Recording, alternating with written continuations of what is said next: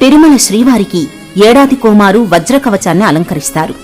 ప్రతి ఏటా జ్యేష్ఠమాసంలో జరిగే జ్యేష్ఠాభిషేక ఉత్సవాల మొదటి రోజున వజ్రకవచ అలంకారం ఉంటుంది. ఈ వజ్రకవచం తయారీ వెనుక అద్భుతమైన శ్రీనివాస లీల దాగి ఉంది. దశాబ్దాల క్రితం మైసూరుకు చెందిన కొళ్లెగళ వీరన్న శెట్టి అనే భక్తుడు ఈ కవచాన్ని చేయించాడు. ఓ సందర్భంలో వీరన్నకు స్వామివారు కలలో కనిపించి తనకు వజ్రకవచం తయారు చేయించమని అడిగారట. వీరన్న పరమోత్సాహంతో వెంటనే వజ్రకవచాన్ని చేయించాడు.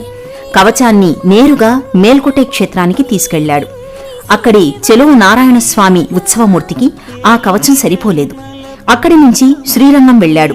అక్కడ అదే పరిస్థితి. కంచికి వెళ్లాడు. వరదరాజస్వామికి సైతం ఆ వజ్రకవచం సరిపోలేదు. అక్కడి అర్చకులు తిరుమలకు వెళ్లి ప్రయత్నించమన్నారు. వీరన్న తిరుమలకు వచ్చి అర్చకులకు ఆ కవచాన్ని ఇచ్చాడు. మలయప్ప స్వామికి వజ్రకవచం సరిగ్గా అమరింది. ఆ అద్భుతానికి వీరన్న పరమానందం చెందాడు.